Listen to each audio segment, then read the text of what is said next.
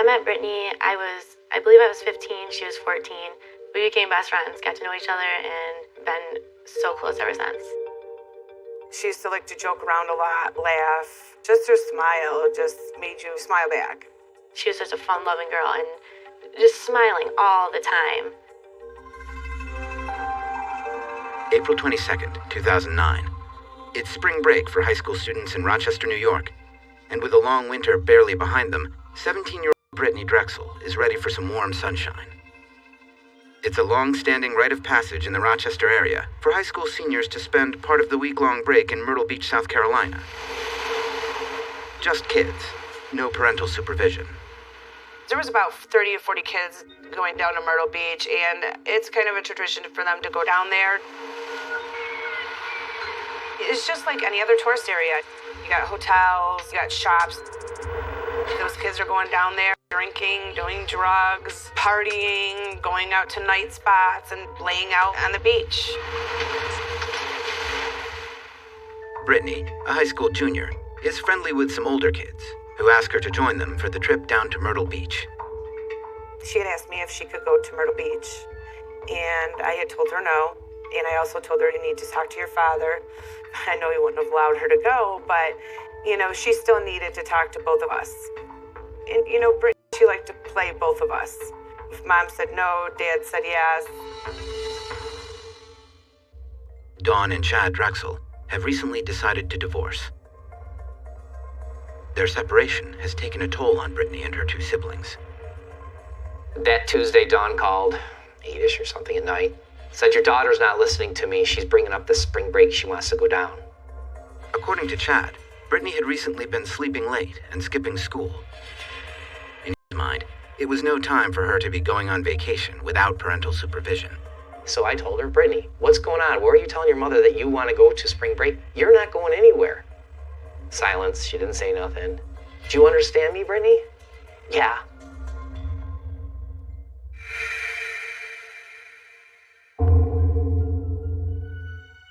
The next afternoon, Wednesday, the dispute continues.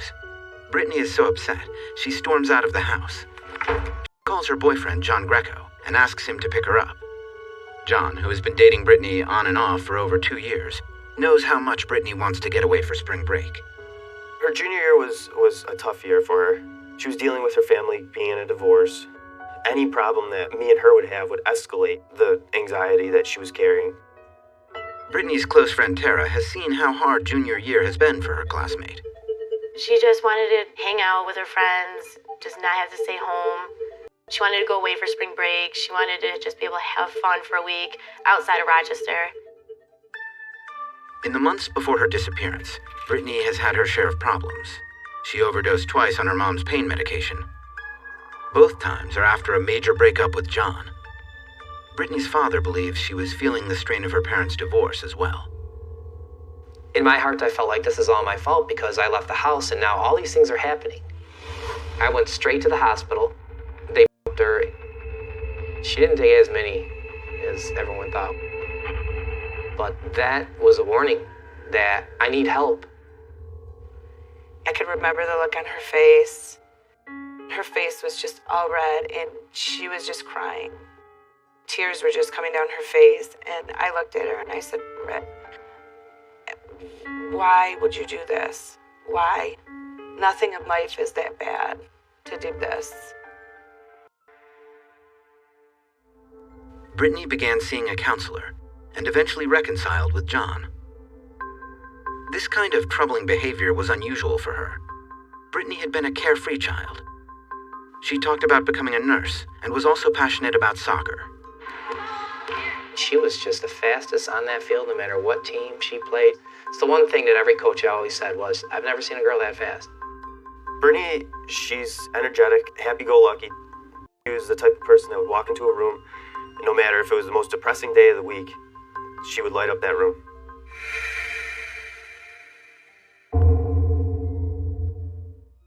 But Brittany's fun-loving spirit is dampened on Wednesday, April 22nd, when her mother refuses her request to go to Myrtle Beach for spring break.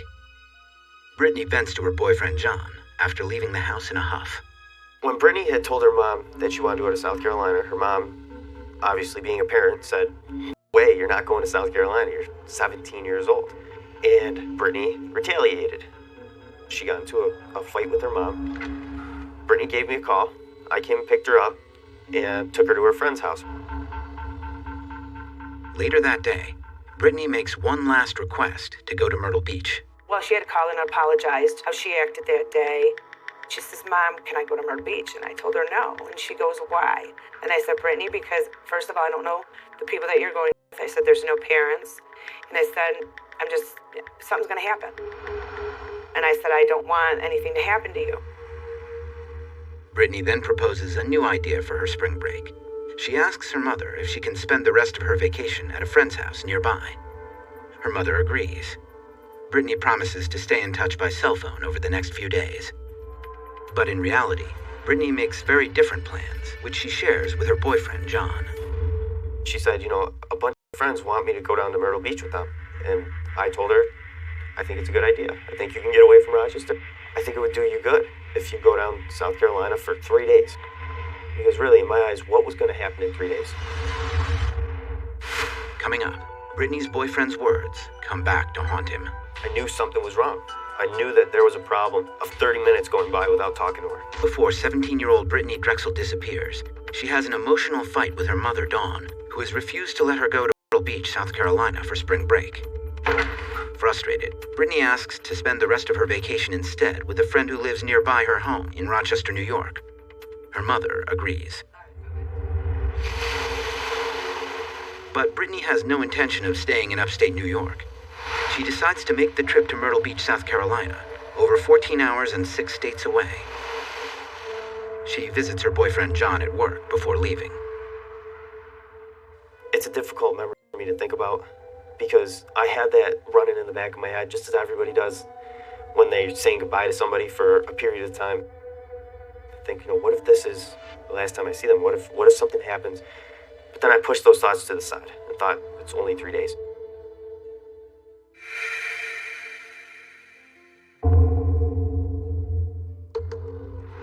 Brittany leaves Rochester with 4 other friends Wednesday night, hoping to be at the beach by the next morning.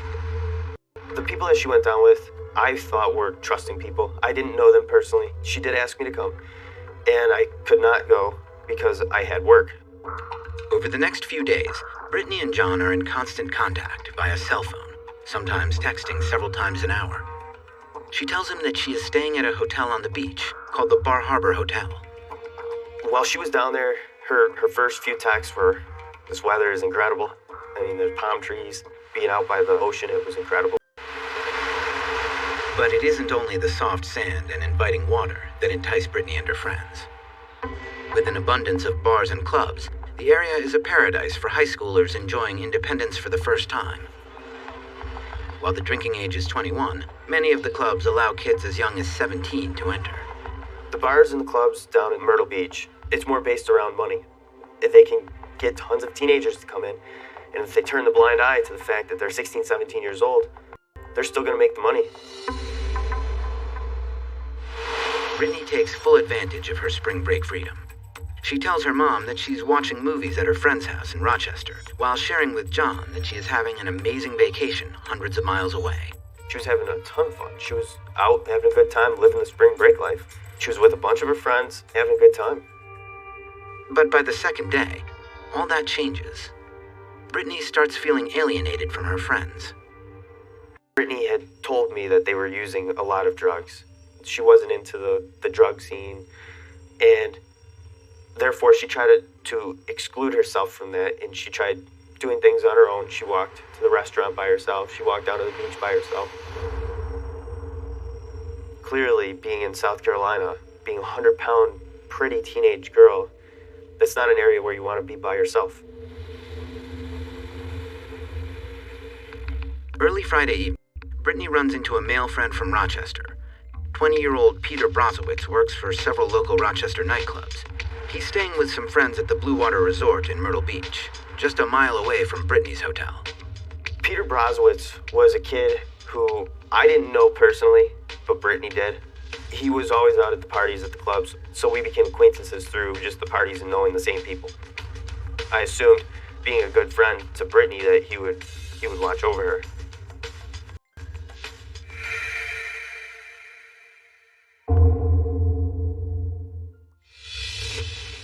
On Saturday afternoon, Brittany's mom and sister, thinking that Brittany is at her friend's house in Rochester, call to say that they had just bought her a new pair of soccer cleats. They ask about her plans that day, now that the weather has suddenly shot up into the 80s, unusually warm for Rochester in April. I asked her where she is, and she says I'm at the beach. Now, it was a decent day here in Rochester, and I thought she was at Charlotte Beach. Charlotte Beach in Rochester is just 20 minutes from Brittany's house. Dawn still believes that Brittany is nearby and is being supervised by her friend's parents. I had talked to her, and also I had to talk to a parent. She had put someone on the phone, I don't know who that was, and, said that it was okay for Brittany to stay there, and I asked Brittany what she had planned on doing later. And she said, well, we're going to go over to my friend's house, and we're just going to watch movies and not do too much of anything. Brittany tells her mom that she'll return home the next day, and thanks her for letting her spend the past few days with her friends. She goes, I'll see you tomorrow, and then I love you. And I said, okay, I love you too. And then we hung up. A seemingly normal conversation will soon take on tragic significance. It becomes the last time Dawn talks to her daughter before she disappears. Meanwhile, Brittany decides to meet up with her friend Peter. Before she goes, she borrows a pair of shorts from one of her friends. At around 8 o'clock, Brittany texts John en route to meet Peter at the Blue Water Resort. She continues to report that she is having a miserable time and that she is looking forward to coming home the next day. She hated being down there, and she didn't like the people she went down with. Shortly after arriving at the Blue Water Resort, Brittany receives a text from her friend saying she wants her shorts back so she can wear them that night. Annoyed, Brittany tells Peter she has to walk back to her hotel, which is over a mile down the road. She texts John as she leaves. And it was, I can't wait to come home. I can't wait to see you. I'm so angry at everybody down here. I said, I think that you should have a good time. Just try to relax. It's your last night. Try to enjoy it. You're down there anyways. You might as well try to enjoy it before you come home and get back to school. Brittany and John text each other as she leaves the Blue Water Resort. But then, something strange happens. She stops responding to his messages.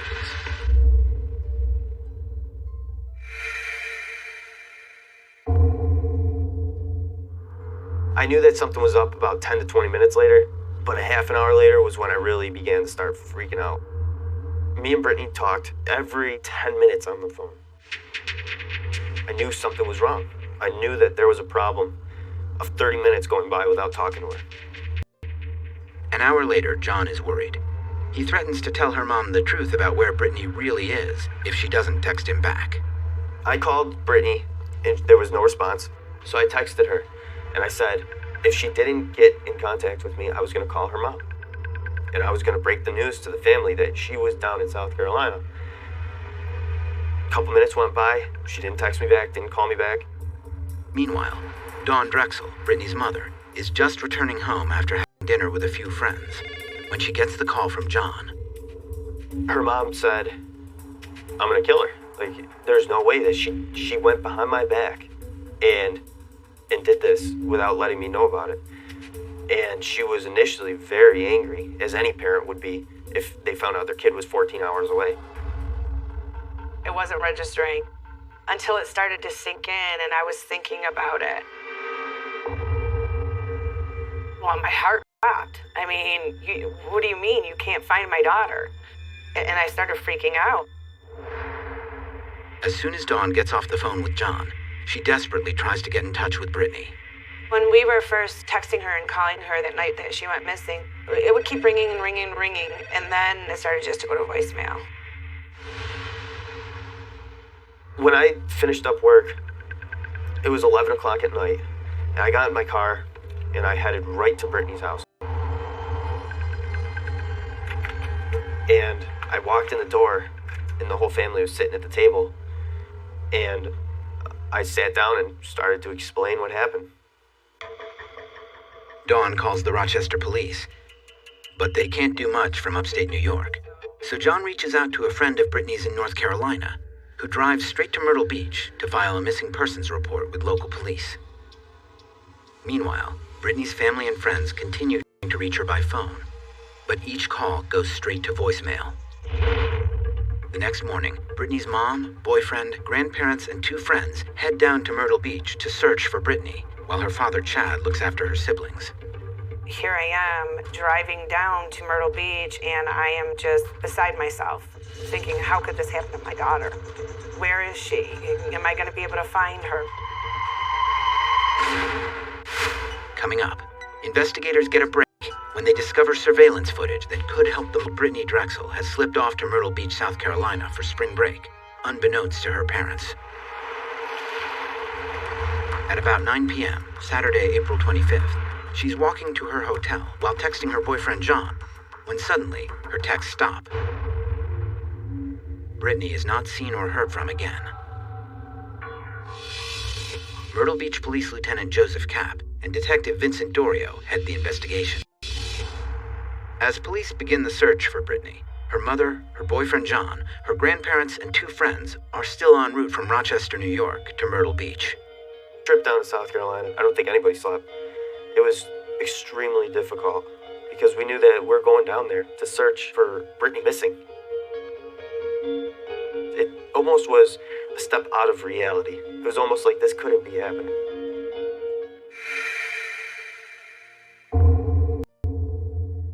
Brittany has been missing about 12 hours. Myrtle Beach police launch an intensive search, fanning out in all directions from the hotel where Brittany was last seen. They canvass beaches and local hotels, looking for possible leads. Police find the friends with whom Brittany traveled from Rochester. They tell detectives they haven't been able to reach her since she disappeared and have no idea where she could be. When Brittany's mother meets with Myrtle Beach investigators, they ask her about Brittany's home life. They thought she ran away. And I know my daughter didn't run away. I mean, she was going to be 18. She felt like she was a grown-up. She was also looking at colleges and things like that. No indication that she did a lot of drinking or anything of that nature while she was here. Her brother and sister, she loves to death, and she would never leave them. Never leave them willingly. The morning after Brittany's last contact with her boyfriend John, Myrtle Beach police are still hopeful this case will resolve quickly, like so many other spring break missing persons cases.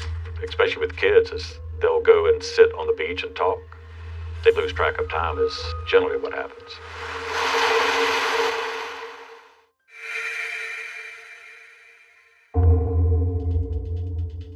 Detective Dorio and Lieutenant Kapp begin to work the lead.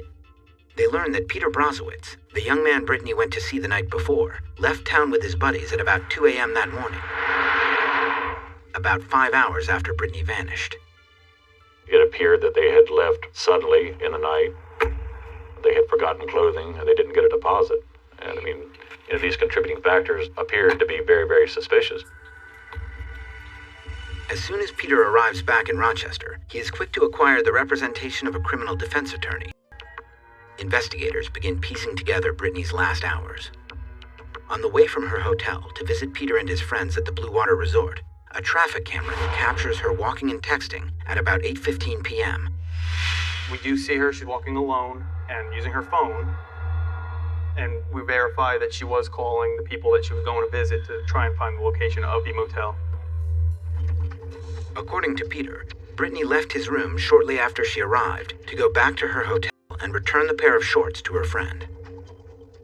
Detective Dorio checks the surveillance tapes of the Blue Water Resort. They verify Peter's story.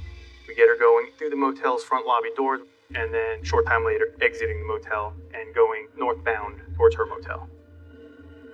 Detective Dorio can now pinpoint the time Brittany left the Blue Water Resort, 8:48 p.m. Police estimate it should have taken Brittany about 15 minutes to reach the traffic camera on the return trip to her hotel. Reviewing the tape on the traffic camera, we learned that Brittany never made it that far. Somewhere between the Blue Water Resort and her own hotel, Brittany vanishes. Police continue to question Peter, the last known person to see Brittany Drexel. They're curious about his departure in the middle of the night, shortly after Brittany disappeared. Peter totally cooperated with us. I mean, yes, he got an attorney, but he and his attorney were straightforward. Peter tells them one of his friends was pressured by his mother to return to Rochester as soon as possible. We We followed up on all the information, what they told us they had done. After investigating Peter's story, police find no evidence that he and his friends had anything to do with Brittany's disappearance.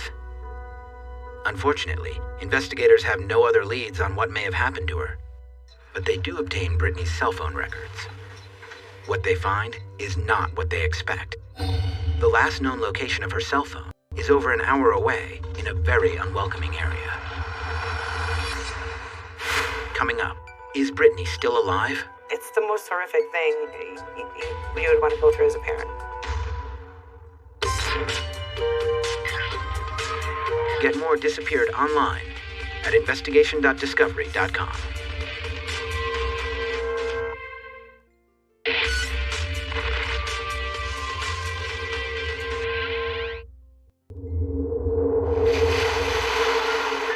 While Myrtle Beach police search the city for 17-year-old Brittany Drexel, Detective Vincent Dorio is investigating the last minutes before she disappears. On April 25th, 2009, what should have been the last night of her vacation, Brittany vanishes after visiting her friend Peter at the Blue Water Resort. She was still in Myrtle Beach. Graham Moore, a local reporter, has been tracking Brittany's case since her disappearance. They were in the hotel room. I don't think she was there that long. She got a call from her friend saying, "Hey, can you bring me back my shorts?" She left there, from what I understand. She was texting with her boyfriend. The Blue Water surveillance tapes show Brittany leaving at 8:48 p.m. But Brittany never appears on footage from a traffic camera along the way, returning to her hotel. Now, with her cell phone records in hand, detectives hope to learn what happened during those crucial few minutes. At 8:58, she writes back to John, "No, I'm staying in, packing, going to sleep probably." At that point, John asks, "Why babe, why boo?" According to Brittany's cell phone records, this exchange with John, her boyfriend back in Rochester, occurs 10 minutes after she leaves the Blue Water Resort. She is supposed to be walking back to her hotel, just over a mile away. But the records show that suddenly, all outbound activity from Brittany's phone stops after this text. About 9:15, he starts writing back again, "Hey, why aren't you answering me? I'm concerned." At that point, that's when he starts text messaging her over and over, "Where are you? You okay?" John texts some of the friends who traveled with Brittany to see if they can reach her, giving investigators their next lead. And they start making calls, and that's how we're able to start tracking her as the phone is going southbound. Anytime one of her friends called Brittany, her cell phone would ping or communicate with the nearest cell phone tower. This tells investigators the approximate location of Brittany's phone at that moment. Although she is supposed to be heading north towards her hotel, at 9:27 p.m., about 30 minutes after her last text, the data reveals that Brittany's phone is heading southbound on Route 17. Her phone is pinging cell towers in an area called Surfside Beach, almost 7 miles south of Myrtle Beach. It would take 2 hours to walk there, and about 15 minutes by car. The phone itself, because we're not sure if she was separated from the phone, was moving at a high enough rate of speed that it was in a vehicle. Police aren't sure if the cell phone battery then dies or if it gets destroyed. But at 11:58 p.m., just 3 hours after Brittany's last text to John, her phone last pings tower number 332. It's located 2 counties and over 50 miles south of Myrtle Beach, near Georgetown County. If you look at the timeline of the cell phone, made this 50-mile trek in a relatively short period of time. So it wasn't like it meandered down through the night. That cell phone made a beeline for Georgetown County. The area is near the North Santee River, around the Pole Yard boat landing. It's an isolated, rural spot. This right here is off the beaten path. There's nothing but country surrounding this area. The folks that would know it are fishermen or some of the locals from the town of Georgetown, maybe just across the river. A 17-year-old from Rochester, New York is not going to end up at Pole Yard boat landing on a Saturday night during her spring. It's a very rural part of the county, surrounded by water. Myrtle Beach police launched their search here, in the area covered by cell phone tower number 332. This right here is in the cell phone zone. It's about 4 miles wide, 5 miles deep. They staged here. The searchers then branched out to other likely zones. Terrain in these parts is notoriously forbidding. We have alligators in the river. There are wild hogs, plenty of snakes, lots of biting insects. It's not a very hospitable place for anybody to be at. You can't imagine the conditions searchers had to go through. Flies the size of golf balls. Very hot, very humid, very thick brush. A lot of dangerous wildlife. After investigators conduct an initial search and find no trace of Brittany, local police and other agencies join forces to expand the effort. Because of the phone, it goes through Horry, Georgetown, and Charleston County. So we have 3 different large agencies working this together. Georgetown and Charleston furnished their boats with their sonar, and we checked the rivers. Charleston County had their helicopter there. They did a massive ground search. They were running their ATVs through there every 20 minutes to get the alligators to back off so the dogs could come through. They had 6 shooters with their dogs because of the boar. I mean, it was just very dangerous. While investigators comb the area, Dawn and Brittany's other loved ones hold out hope for some sign of Brittany. There was a lot of questions going through my mind. It's the most horrific thing you would want to go through as a parent. It was very intense. There were long days. There was a lot of ground covered. There was a lot of hope in the beginning that something was going to be found. It was about a week long of just intense searching, hundreds of volunteers out there, looking for that cell phone, looking for any clue of Brittany. Monica Kaysen, director of the Q Center for Missing Persons, a family advocacy group that assembles volunteer search parties, is called in to help. We were going in the first 11 days that Brittany disappeared. We searched sun up to sundown every day. All the probable areas that people enter, the probable areas someone could have pulled offside the road, dirt roads with nobody lives on them at all. Authorities know that the treacherous wildlife gives Brittany a slim chance of survival. The urgency was there to get her before the wild animals did. There's always going to be hope. But while we're doing these searches, we certainly had numerous cadaver dogs. When they had been doing this search, they had told me, they said if she's in this area, she would have been ate within 6 hours. And I felt like they're thinking she's not alive, which scared me even more. I mean, you become frantic. I mean, you never think of your child going before you do. The search teams find no sign of Brittany. Investigators continue combing the area and looking for leads, while Brittany's family and friends return to Rochester. Coming home without Brittany was very, very difficult. I came home, her little brother Camden came over to my house, and he goes, "I thought you were bringing Britt home." And I just looked at him and I was like, "I'm so sorry. She's not with me." Her little brother and her little sister asked me, "Where is she? Why isn't she with you?" And being as young as they are, it's hard to tell them answers. I came back home and I walked upstairs and I had her pictures up. I had her clothes folded on my bed. I had all of her stuff still reminding me it's not a dream. It's not made up in my imagination. Brittany's really missing. Where's my little girl? Is my little girl being tortured?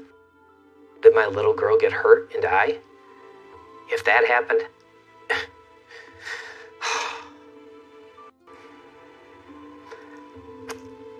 how do I explain it to my little one? How do I do that? Daddy can keep you safe from that. How do I do that? I just tell her that I will be here for you. That I'm not going to leave any of you guys.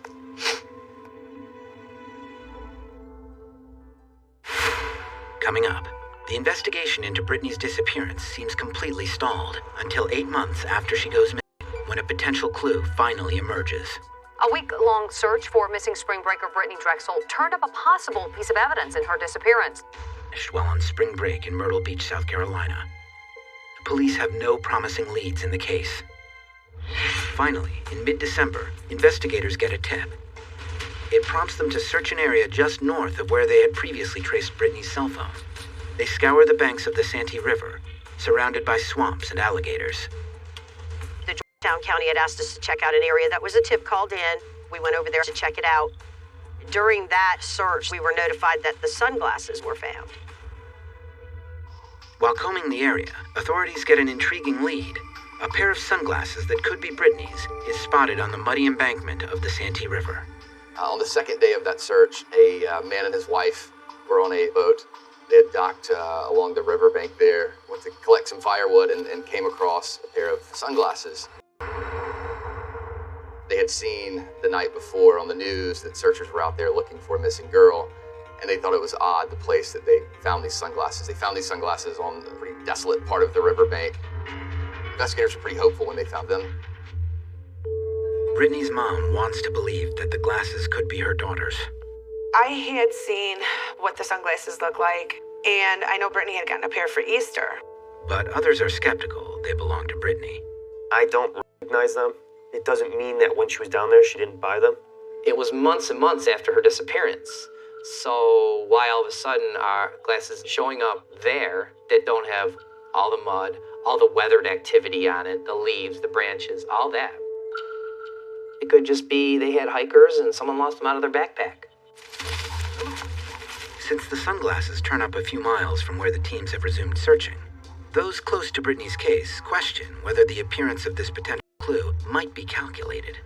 Someone may have put them there that has been getting some heat from the authorities and wanted to try to bring the search elsewhere from this property or this area to this area now. Were they meant to be found? I feel confident that, if someone did put them there, that they wanted to be found. Investigators send the glasses to forensics for testing.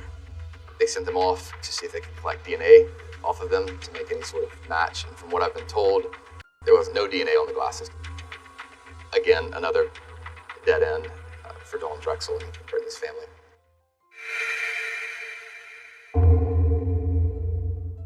In early April, a few weeks before the one-year anniversary of Brittany's disappearance, police announced that they have identified 3 to 4 persons of interest in the case.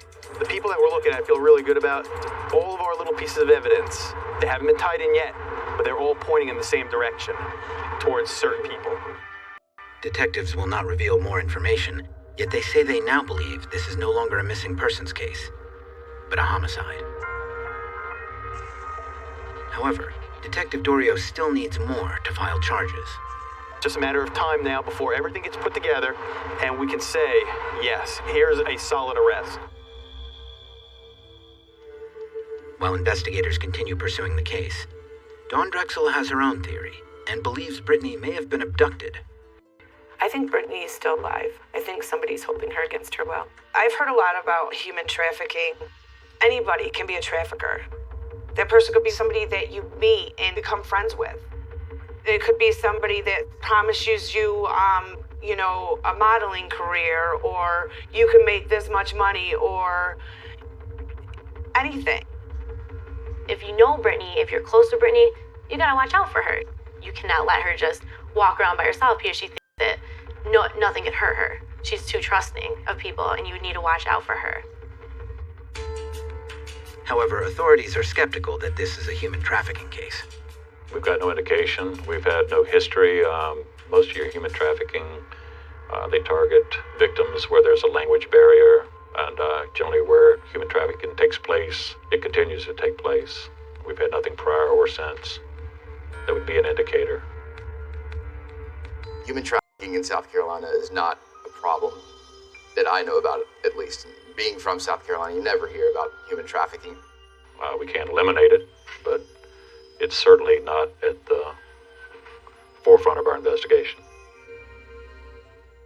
In an effort to generate new leads in the investigation, police released to the media a new and important piece of evidence. There is some new information in the disappearance of a New York teenager who vanished nearly a year ago on a spring. A video of Brittany Drexel, shot 24 hours before she disappeared. Hey, Brett. What? A college student from the Midwest, who had also been vacationing in Myrtle Beach, shot this video on the night of Friday, April 24th, after befriending Brittany along Ocean Boulevard. There were some kids that were antagonizing her because she was a really pretty girl. Some kids were yelling at her and antagonizing her, and so she asked some kid, will you walk with me, so that they stopped yelling towards me.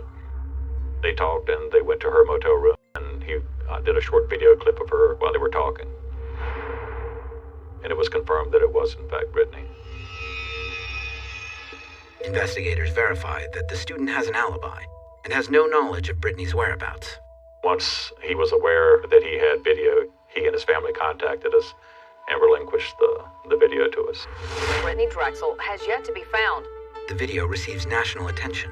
Now, never before seen images have surfaced from the night before she disappeared. A boy she had met on spring break shot this cell phone video at a hotel. Unfortunately, nothing emerges that enables police to make an arrest.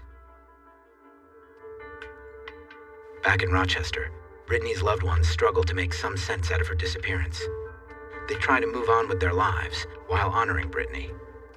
At this point, I'm advocating for Brittany, but I'm also trying to get the awareness out to all these parents that think that this could never happen to their child. Teenagers, they think they're invincible and that this could never happen, but these parents need to know that this happens all the time and have them be aware. I am now studying criminal justice because I want to help find girls who are missing, and I want to be the person who is able to catch that person who has done it. And I'm going to be the best that I can be so I can be that person that will give those families justice. Brittany's family and friends do not give up hope that one day they will hear from her again. We just miss her to our souls and wish her to come home. Obviously, it's my little girl, but this isn't about me. This is about her brother and her sister. They need her. We all need her, but they need her.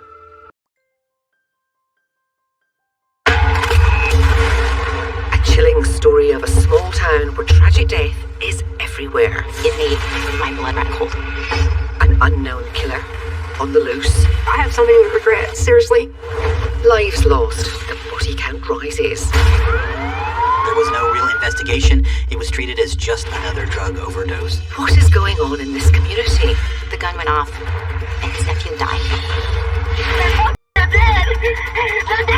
The lies and the secrets kept building even after the murder. When will it end? The two have been shot a total of 13 times. We want to know where she is. Where is she? There's a vicious monster out there, gunning down children. It's so grisly, it will turn your stomach. To be killed and dismembered and burned, that's, I don't know how you can deal with that. The monster has taken over. Discover the sinister reality. There would be no point of shooting kids. Exposing lies. I came here to hear the truth. Secrets and murder. He lured her in, the lamb going into the lion's den. Why couldn't I have found this out sooner? You did a lot of bad things. You had a lot of bad secrets. It is wild. A secret to die for.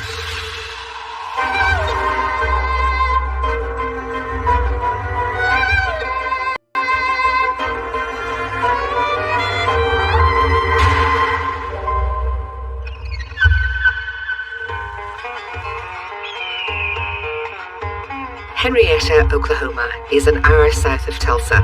With a population under 6,000 people, it's a tight-knit, friendly community. Henrietta is a typical small town. Everybody knows each other. It has a really charming main street with little cafes and gas stations. The area around it is agricultural, so there's a lot of farming, just a lot of blue-collar, good people that work hard, go to church. We sit in the Bible Belt, so it's pretty religious.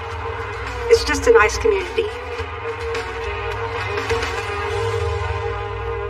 23-year-old Ashley Taylor is a born and raised Henrietta girl. Ashley Taylor was a real sweetheart.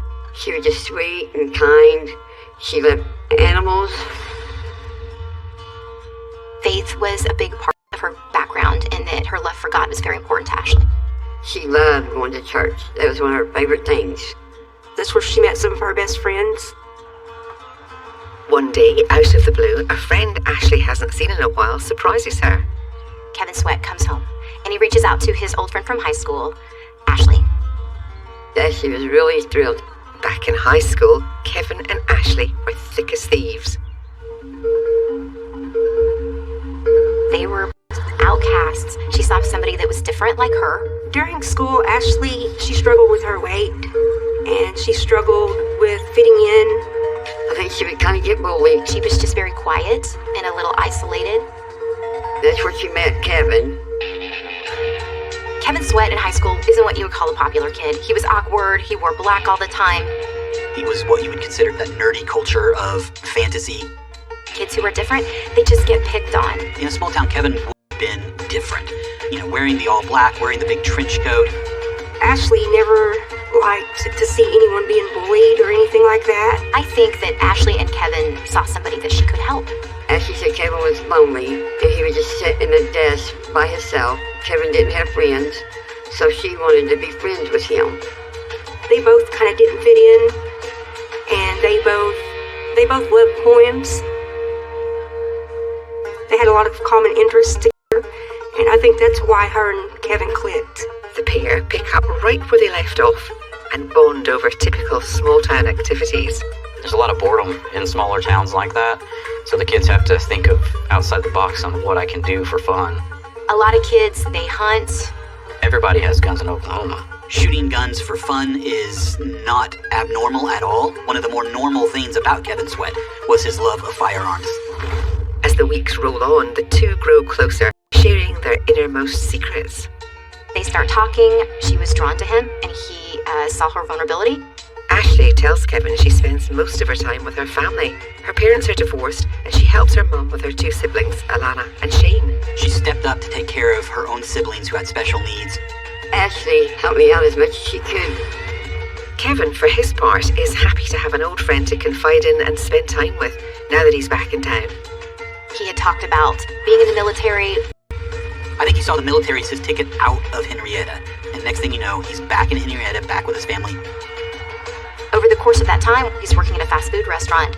Kevin doesn't seem thrilled to be home, but tries to make the best of it and finds an outlet to express himself. He was a really good artist. Really good. He loved his writing.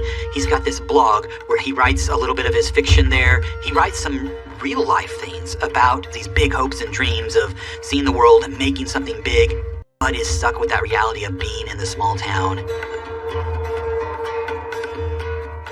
Kevin tells Ashley he's happy, but that's a lie. She sees the pain that Kevin has and wants to make it better. Eventually, Kevin reveals the real reason he's back in Henrietta, and it's a heartbreaking secret. Kevin's older brother had taken these drugs and overdosed and passed away. They found him in a hotel room in Henrietta.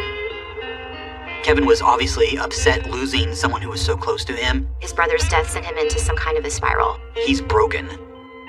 She almost saw like a wounded animal in him, somebody that she could love and nurture and help. And she just had a thing for Kevin. It's rooted in pain, but a special bond grows quickly into something they both desire and crave.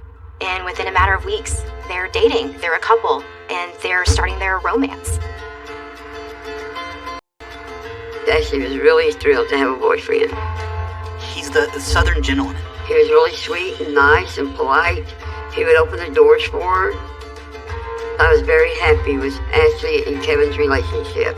Kevin would come into the house, we'd watch movies together, and he was polite to me, because if he wasn't polite, it might not have went any further.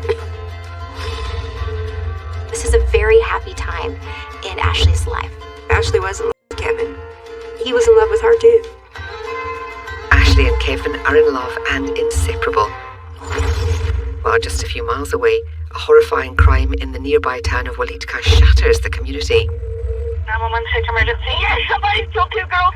My grandbaby and friend. What happened now, ma'am? I don't know. They went for a walk and they're both down here dead. They're dead. Your granddaughter? Yes, and her friend. Two little girls' names were Taylor Blacker and Skylar Whitaker. They were walking down a road in Oak Barrett rural area. Somebody pulls up next to them, gets out, shoots both the little girls, and then drives away. Their bodies were found laying in a ditch with multiple bullet wounds in each one of them. Taylor was only 13 years old and Skylar was 11. Who would target these two precious little girls like this? It is a tragedy that has not been seen before in this type of community. There's a killer on the loose. There was a witness account that had stated that there was a possibly Native American male that they observed with long stringy hair. They saw a four-wheeler going by, white truck. And police have an important lead that just causes more mystery and questions. There was a sketch that was done, but nobody ever really was able to get anything from that sketch. This is where we lost our girls, where they was taken from us. When the two Willika girls got killed, it was all over the news. The two had been shot a total of 13 times. The killer or killers are still on the loose. This was such a horrible, heinous crime that it wasn't just Willika that was affected. It was the entire state. The Oklahoma State Bureau of Investigation, OSBI, is called in. Investigators hunt for clues to track down the killer. The area that they were killed in, it is an area that somebody that's passing through town is more than likely not going to know where that area is. The terrifying part is that it points to the person responsible as being one of our own. Fear casts a dark shadow over the community. After those little girls were killed, doors were locked. People didn't allow their kids to go out and play by themselves. People were just scared to do anything. The Willika murders really upset Ashley and Kevin. They had grieved, along with all of Oklahoma. Ashley was broken up over it, joined them in prayers for searching for whoever was responsible for this. With the brutal murders unsolved, the police investigation intensifies, but there just aren't any solid leads. If this could happen to these two little girls just on a country road while they were playing, whose children were safe? Who might be next?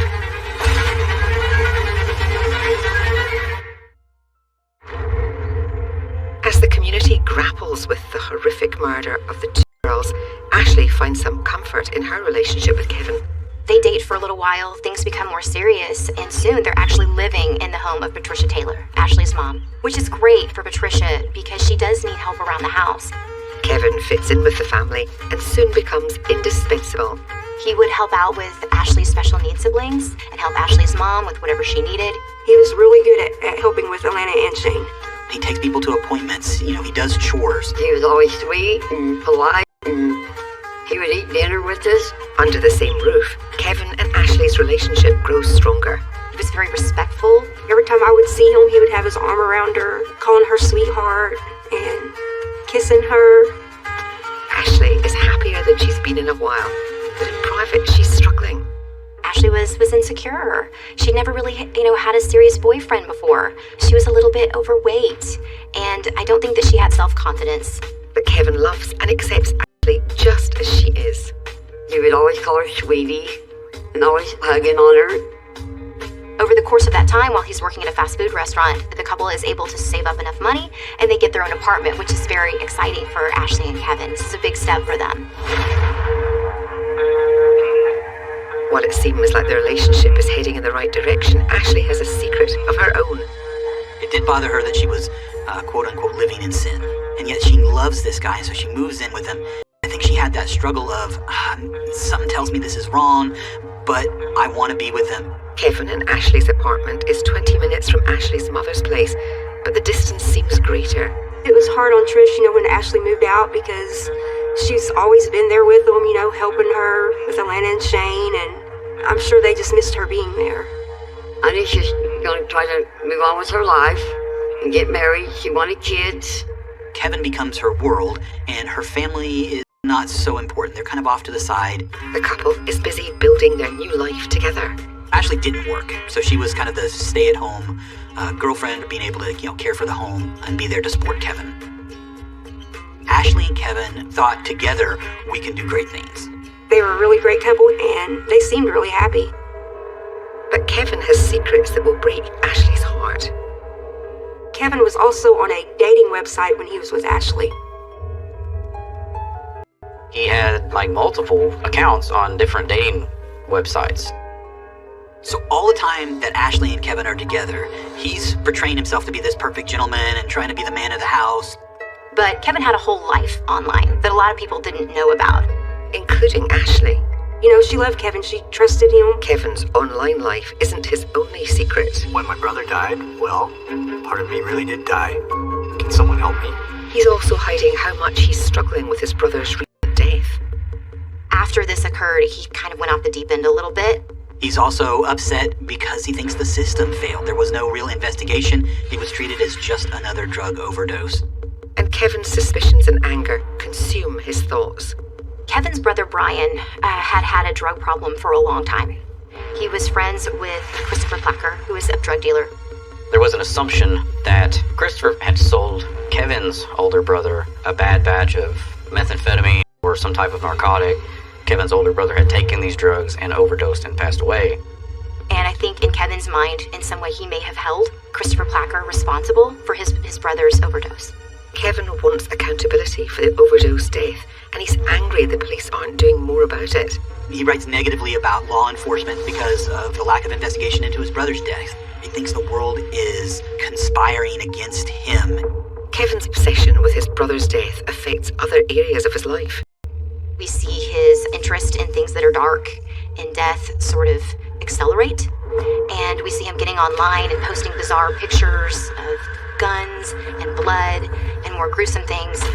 Festering dark thoughts don't easily go away, and they only intensify when tragedy strikes the community and Kevin's family again. Kevin's nephew Landon Jewell was killed. His nephew had been at the home of a Henrietta police officer with some other teenagers. Somehow they were messing with the gun. The gun went off, and his nephew Landon died. Landon had been shot in the face. He was only 13 years old. The whole community was just rocked. Police charged the young culprit with second-degree murder, but it's revised to a lesser charge of first-degree manslaughter. It seemed to be a perfectly normal investigation. In Kevin's mind, there was this massive cover-up. It sent him even deeper off the edge. I think to some degree he became unhinged. It was just one more time that the justice system failed him, that society had failed him. Ashley, by all accounts, was doing whatever she could to support him. Death seems to be banging on Henrietta's door, and everyone in the community is on edge. There's so many things that are going on that are not making any sense. As authorities work the troubling murder cases in town, their focus on the Wolitka girls' murder brings up a name known to them and close to home. Christopher Placker, he was the older brother to one of the girls. OSBI had talked to him. Christopher Placker is the same man Kevin blames for his brother's overdose. It's a troubling, deadly coincidence. Christopher Placker is alleged to have been a drug dealer. He's done time in prison. Could he have been involved in the death of his own sister and her friend? I mean, it was just unthinkable. Violence and unrest are in the air. Everyone needs answers and wants the killer off the street. Everybody was outraged. They wanted to know who did this, who could do this, because it was a monster who did this. The unsolved murders of the two little Wolitka girls has devastated the community. Police interrogate Christopher Placker, the older brother of Taylor, one of the victims, but release him without charge. He was interviewed, but nothing came of it. The real fear was who could have done this, because if someone was capable of murdering these two little girls in cold blood, they were capable of anything. I mean, this was such a terrible tragedy, and there were no answers. It's a dark time for the entire community, but it's especially brutal for Kevin Sweat, who's grappling with two recent deaths in his family. You see this spiral of him going out of control and deeper into his own fantasies. And he would have all these writings and musings and blogs that just reflected, I think, his true state of mind, a side of him that a lot of people may not be aware of. Ashley sees Kevin struggling and tries to support him as best she can. Ashley is full of love and wants to help and heal. She's like, he just needs to be loved. You know, he just needs someone to believe in him and to love him. The community holds a vigil for Kevin's nephew Landon before he's laid to rest. Ashley accompanies Kevin to the funeral for Landon, and she's introducing herself to Kevin's family. A lot of the family was like, who is this girl? We didn't know you were involved with anybody. They've never even heard of Ashley. So I can't imagine how sad this would be for Ashley, that she's basically been kept a secret from his family. If this is the man that loves her, why would he not have told his family that she even exists? He had secrets from all of us. He kept secrets from his family. He kept them from our family. While Ashley is hurt, she doesn't talk to Kevin about it. Ashley was a little naive about relationships, having never really been in a long-term relationship herself, she wasn't attuned to, looking for the red flags. Ashley was a little bit too trusting of Kevin, There was things that she had no clue about. She believes Kevin came back to town because of his brother, but that's not the whole truth. When he joined the military, he didn't fit in there, and ultimately he ends up failing at that attempt to join the military. He just had a huge web of lies in his background. While Ashley is devoted to their relationship, Kevin has commitment issues, which he has no problem chatting about to his online dating prospects. He's under a pseudonym, Giuseppe Morgan, online.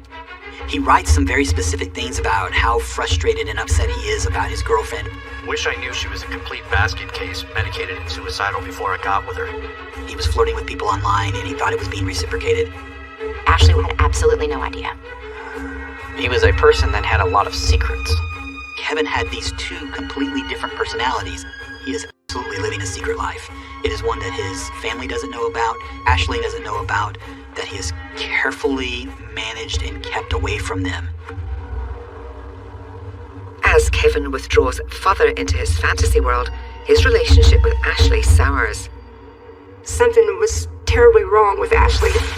Ashley wonders if she's losing Kevin to women and trouble online. So she's worried, and it's maybe her first realization that there's a red flag here. An apartment complex has, thin walls, and people can hear them fighting. The neighbors heard Kevin and Ashley arguing. Ashley said she was going to leave, and he said, "You're not effing going anywhere." There's a problem here. Ashley keeps all of this a secret from her family. They have no idea they aren't the perfect couple after all. In the time that Ashley lived with Kevin, she grew more and more isolated. Friends and family had been somewhat cut off from her. Even if there were phone calls, Kevin would listen in. So I think that in Ashley's world, it was just growing smaller and smaller. A friend of Ashley's had made a comment that he was very controlling. Ashley never said anything wrong about Kevin. She never mentioned anything. Ashley probably didn't want to burden her mom, with what was going on in her personal life. Like Ashley, Kevin is also struggling, but he's becoming more unhinged. You see the building of tension between these two halves of Kevin's head. The good Southern gentleman trying to make it in society, but this dark character inside of him is warring against him because he's like, no, everybody's out to get me. Everything is conspiring against me being a success and is trying to hurt me and my family. Kevin's paranoia, resentment, and distrust only grows.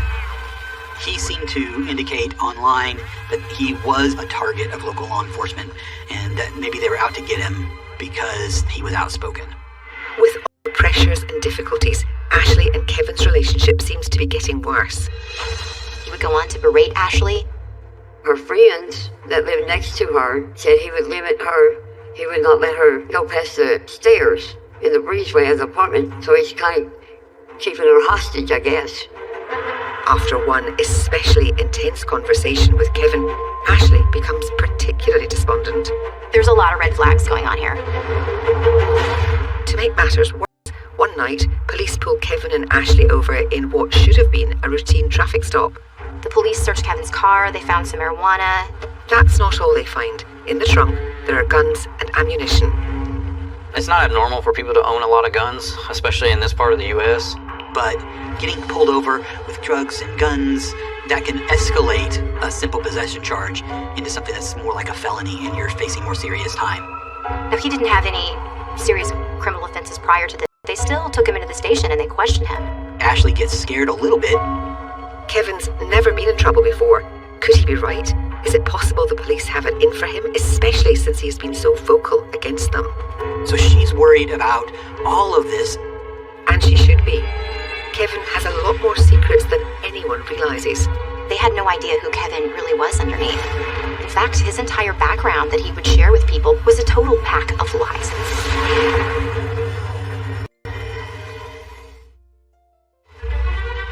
Unsolved murders hang in the air of this close-knit community, while Kevin Sweat is in custody for possessing drugs and guns. This shook Ashley up. What's that going to do to his future employment? He went to jail, and Ashley came home was crying. Prior to that, to my knowledge, he was not on anybody's radar.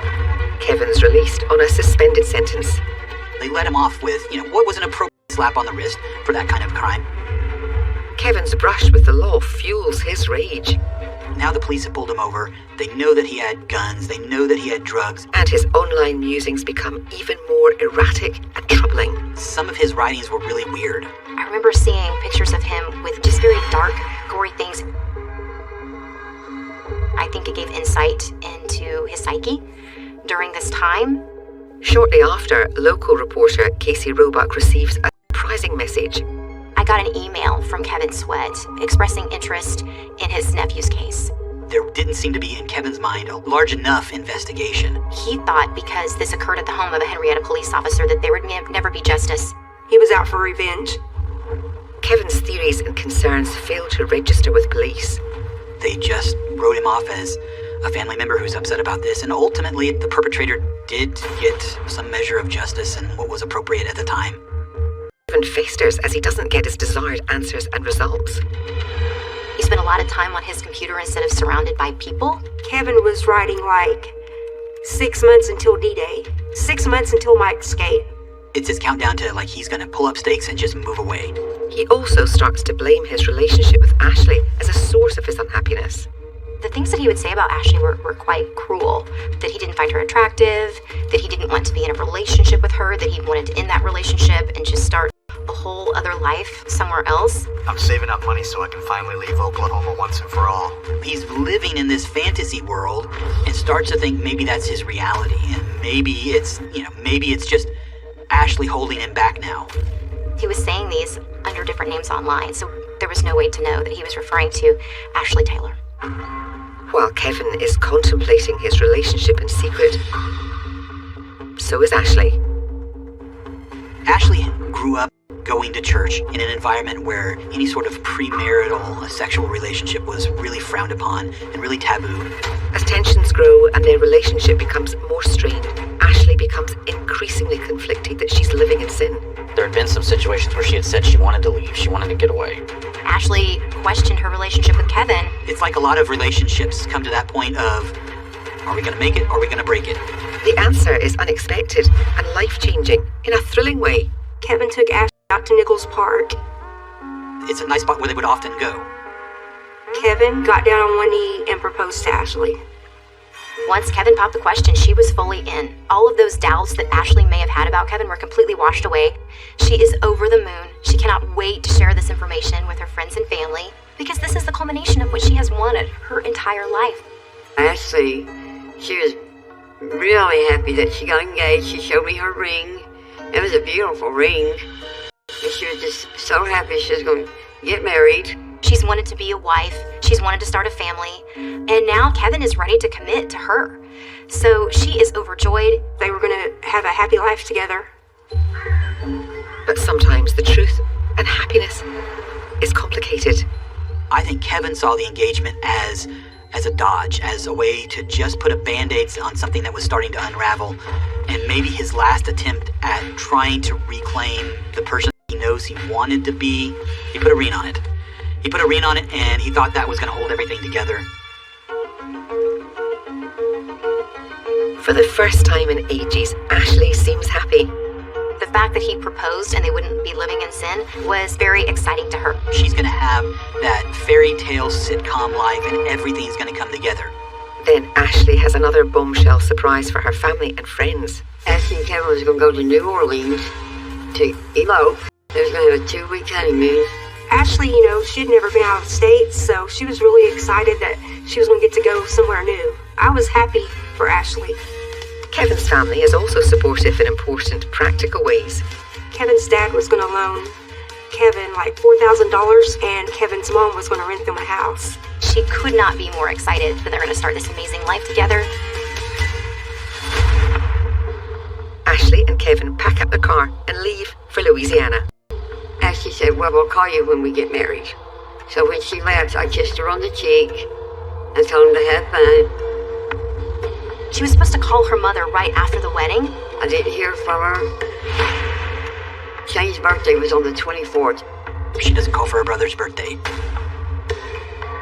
It was completely out of character. But then I was thinking, maybe she's just up there, having the time of her life, But something is wrong. 2 weeks go by and there is word from Ashley or Kevin. She doesn't call to check up on family members, and all of a sudden people start to think, that's weird. And no one could reach her by phone. I tried to call Kevin's phone, but it wouldn't even ring. So there was no way of getting hold of anyone. Panic sets in. Where are the newlyweds?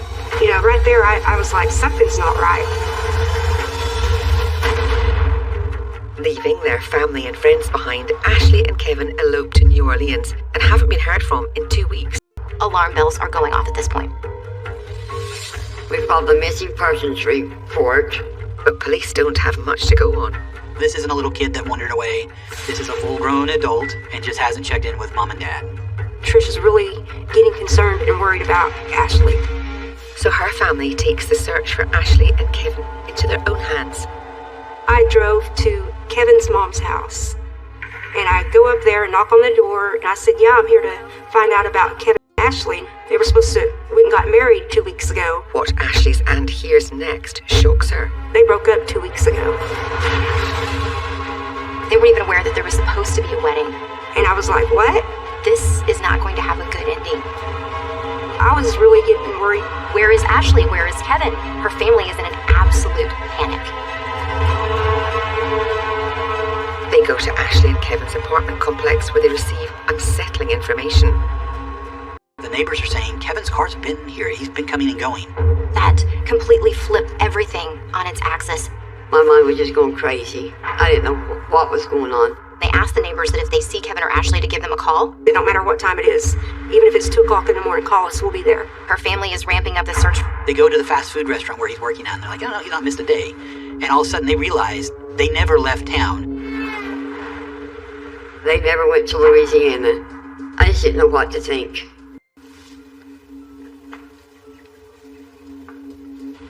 A few hours later, the neighbors call Ashley's family. They called us and said that Kevin was there. We flew over there. And Kevin was in the car, wishing he could get away. And we was like, where's Ashley? He said, oh, we broke up. I'm like, well, where is she? Oh, I dropped her off by a bridge. What? That doesn't make any sense. I could tell he was lying. Within minutes, as they had his car surrounded, basically a mob of Ashley's family and friends, the Henrietta police show up and intervene. And that's when Kevin is taken into custody and questioned by police. And the first thing he tells them is, we were headed to elope, and I told her I didn't want to get married. We got into a huge fight. He goes, yeah, she got upset with me. She started hitting me. She said that she wanted to get out of the car. So I stopped, and I let her out of the car, and that's the last I saw her. He couldn't give me a good explanation on why he wasn't concerned. While Kevin is being interviewed by detectives, it comes up, well, Kevin, have you ever been in trouble before? And he said, no. Well, there was this one time that I got stopped and, I had some marijuana on me.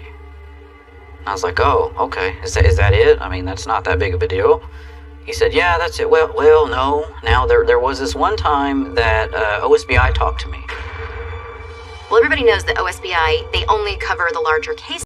So that intrigued me. So I kind of sit up in my chair because now I'm really invested and interested in what's going on. The Oklahoma State Bureau of Investigation had talked to Kevin about a brutal crime. He was interviewed by OSBI in relation to the Walika murders. This was the unsolved case of Oklahoma. Everyone was just like in shock. And I started asking questions. He says, well, supposedly a gun that I had owned at one time was used to kill 2 little girls in Walika. And my, at that point, my mind just kind of, I'm like, whoa, time out. Like, what? I wasn't expecting this guy to just come out and tell me about a cold case that's been cold for years. That blows your mind. At the time of the Walika murders, they knew, based on the evidence at the scene, that there was a Glock 40 caliber gun involved. So the OSBI is able to trace this gun, this particular gun, to Kevin Sweat's hands. They interview Kevin Sweat because at this point they're just interviewing, it's like, where did this gun go? Not even, did you kill them? It's, where did this gun go? Kevin tells the OSBI, I sold it to the girl who worked at this fast food restaurant down the street. The OSBI agent says, all right, thank you for your time. There was no further investigation. Kevin was off the hook, but this news makes the recent disappearance of Ashley Taylor much more troubling. So the case takes a chilling turn once they begin to develop information that Kevin Sweat has been questioned in the Walika cases. So the family's saying to themselves, where's Ashley? They're beside themselves. I'm just thinking, what in the world's going on? I had asked him, if we were to take you back to where you dropped Ashley off, would we find her? And his response almost immediately was, no. And he kind of had a little evil grin on his face. Dark forces are at play, and Kevin Sweat seems to be connected to it all. Now, all my little senses are going off that this is bad. Like, he's definitely done something to her. Ashley's family is praying. They are searching. All they want to know is that Ashley is alive. Kevin had lied to all of us. He had secrets that we couldn't even imagine.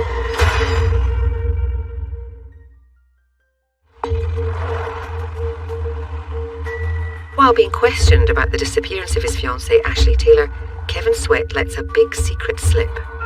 This guy's talking about these Walika girls and a gun that he had owned at one point in time was used to kill them. Detectives have their first inkling that in fact Ashley Taylor's case may not be an isolated incident, and that in fact he may be a suspect in the Walika case as well. Finding Ashley suddenly becomes much more urgent. He had brought up the Walika girls, but my focus was Ashley at the time. So I got a consent to search form to search his vehicle. We start searching. In the glove box, I find Ashley's wallet. It's got her ID, her debit cards. This is bad. It gets worse. There's a chopping axe laying in the back of the trunk. And I see some type of substance on the axe. It could be blood. There's also rubber gloves, a bottle of bleach. So we knew at that point that she wasn't just a missing person. I knew Ashley was gone. I knew it. I knew he had done something to her. When the cops took him in and questioned him, he failed the lie detector test. Miserably, they said. My mind was made up that he had killed her. After 4 days of intense questioning, Kevin makes a stunning, troubling admission. He confessed to killing Ashley. We will take a confession. Kevin says they're out at the park where they got engaged, and he tells her he doesn't want to get married, and she threatens to slit her own throat. So she cut her throat, but she didn't do it good enough, so he assisted in her suicide and finished it and then threw her in the lake. And so they go out and search the lake. And they don't find anything. He's still lying about stuff. If you're being interrogated and the best lie you can come up with is, I helped kill her, there's probably something more there. A shocking theory emerges connecting Ashley's death to the Walika girls. My opinion on the motive is Ashley knew something about Kevin killing those little girls in Walika. The murders of these Walika girls may have been a revenge shooting. He kills the little sister of the person he believes is responsible for his brother's death. The other little girl was collateral damage. When confronted, Kevin denies it. There would be no point of shooting kids. I don't know what you're talking about. Listen. While he skirts around their questions, police hypothesize that Kevin may have shared this terrible secret with Ashley. That paints a tragic and disturbing timeline. She was already with Kevin, dating him, when he had killed the 2 little girls. From Kevin's perspective, I think he knew that he had spilled enough of the information that he thought Ashley knew more than she actually did. And in Kevin's mind, if they don't get married, he loses her loyalty. And if he loses her loyalty, he could end up in prison for these murders. I think that he was afraid that she was going to tell on him. So Kevin comes up with a secret plan. And Kevin decides, I'm going to propose to this girl, and maybe that's going to fix everything. After all, a wife can't be forced to testify against her husband. But at the 11th hour, Kevin backs out. And I think he realized, I can't go through with this. I'm not going to get married. I'm not going to spend the rest of my life like this. Ashley thinks they're heading to New Orleans for her dream wedding, but it's just another lie. Once he told Ashley he wasn't going to go through with the marriage, I think they had a big fight. And she probably said something of, I'm not going to protect you anymore. Authorities believe Kevin pulled over and got Ashley out of the car. In his mind, she was going to be his demise, so he got to her first. Saw this war, this battle brewing between these 2 sides of Kevin. When these 2 sides explode, it explodes on Ashley. The axe was actually used to dismember her body parts.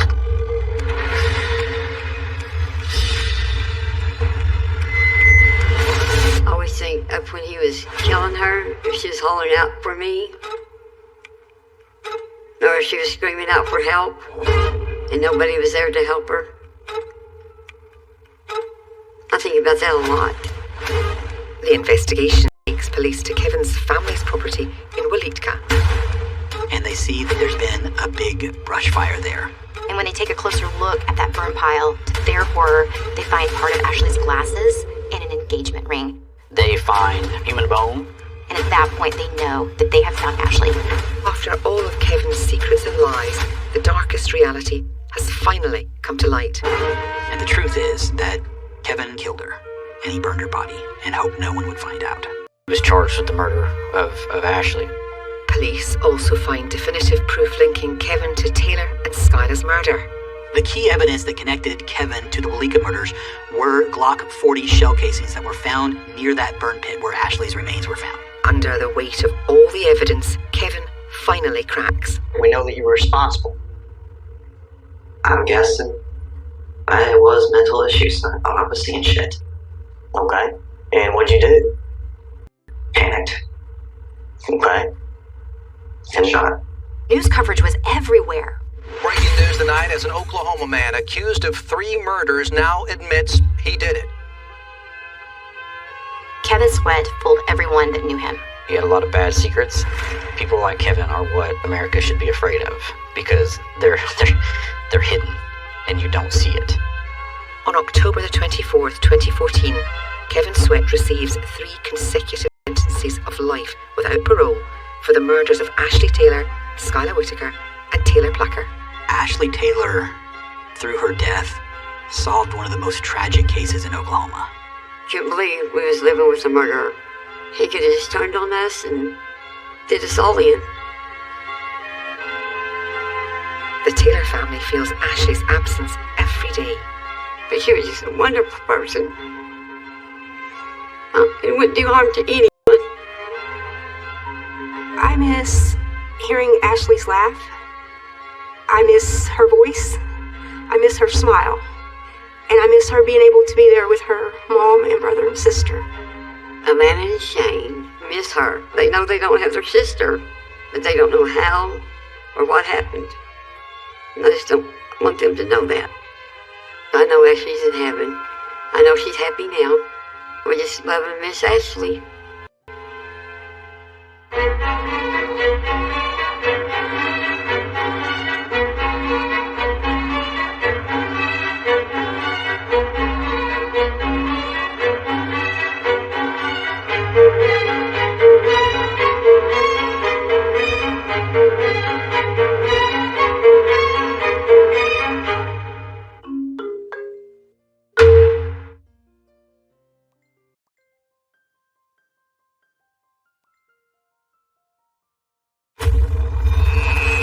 Sickening and senseless murder leaves a permanent stain in a small town. A lot of unsavory people come and go. We call it Devil's Highway. A depraved story of secrets and manipulation. I've never had a case where the end game was purely for the amusement of the killer. A torrid online romance fueled by lost lies and secrets ends in vicious murder. It was a fairy tale. It was, oh, I love you. It was all sexual. There was nothing ever bad. And then, all of a sudden... This is an example of where that went so terribly wrong. I failed. How does a violent killer simply vanish? We did not find any murder weapon. There was no evidence at all. My God, how did this happen? No, I didn't. Because you guys are dead as bull. This is a story that is infused with lies and deception. Discover where the truth lies hiding. This just shows that if you want to lead a double life, these kind of things come back to haunt you later on. Be it something simple as a divorce, or in this case, a murder. I don't know how you can live with yourself. I mean, what a snake. A secret to die for.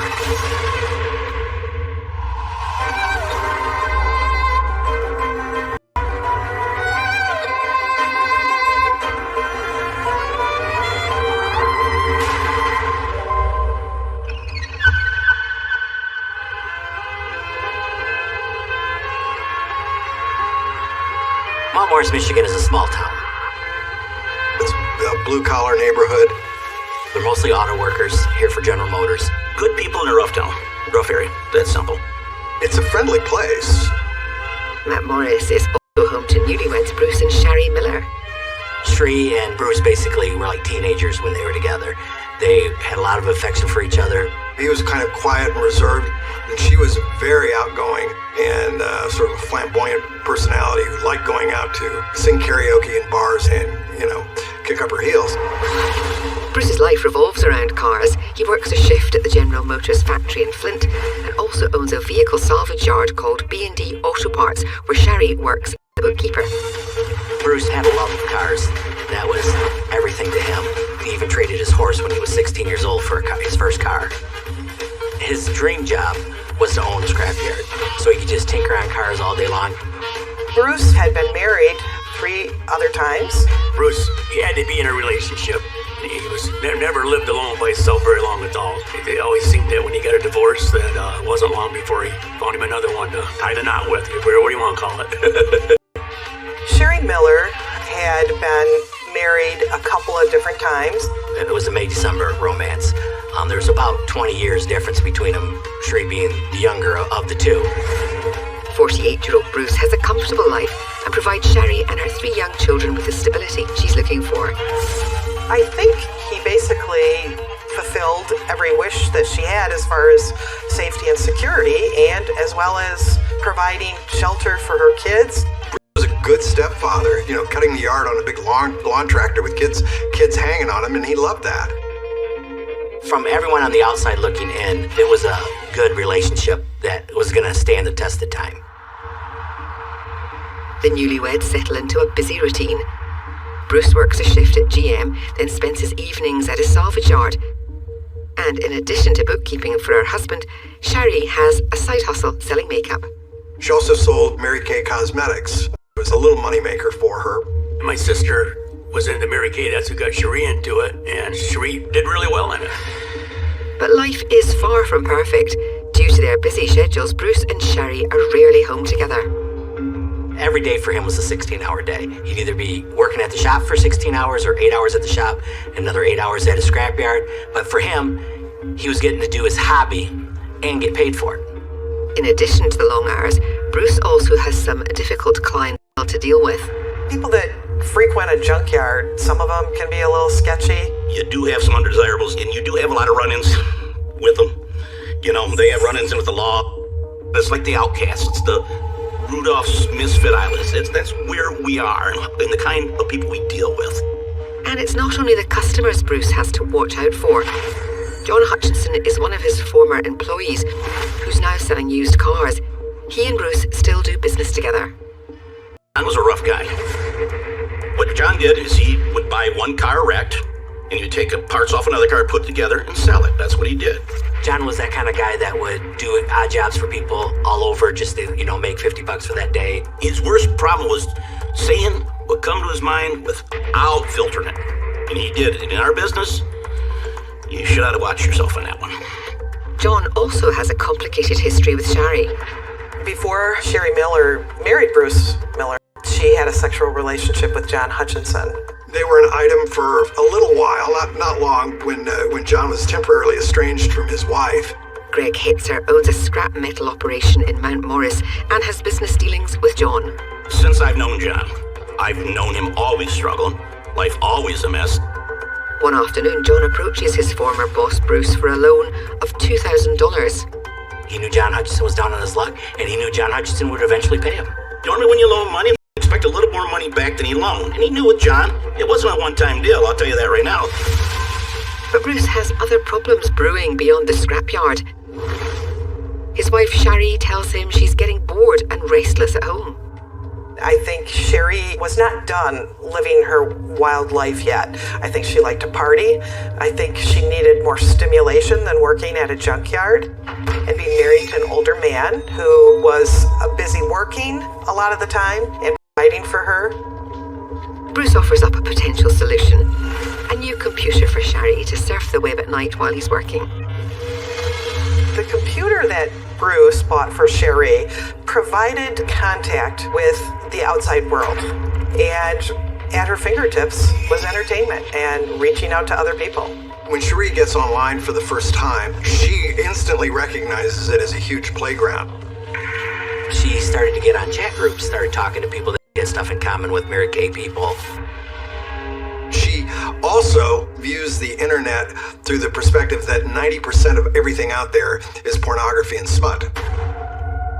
And she is sexually adventurous, so that's something that's very attractive for her. Eventually, she starts meeting guys on it, and to her it's anonymous. She was using different screen names and would get on there and have sexual conversations.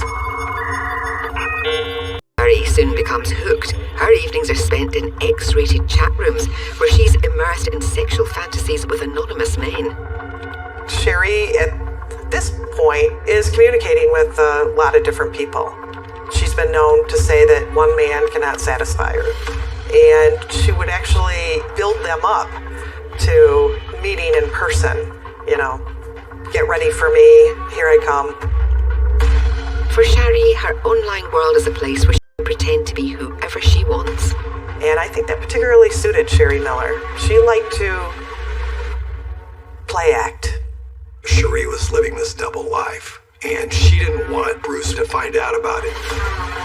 And that was the perfect groundwork for the lies that were to come. If you want to lead a double life and go down a road that manipulates people, these kind of things come back to haunt you later on, be it something simple as a divorce or, in this case, a murder.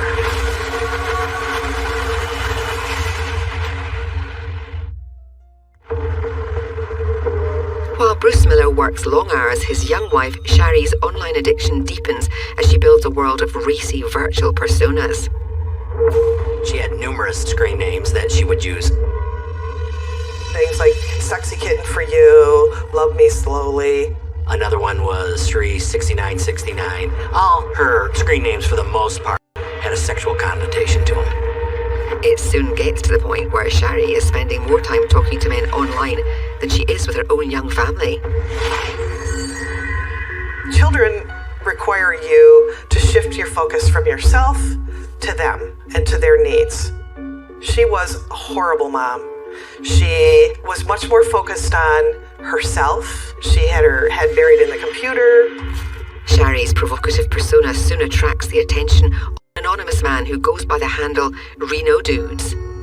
They talk in the group for a while, then eventually they get off that group and they start an instant message back and forth, and those chats became very sexual. Basically, phone sex on the internet. It was exciting. It fulfilled a lot of fantasy wishes. Reno Dude soon reveals his identity. His name is Jerry Cassidy.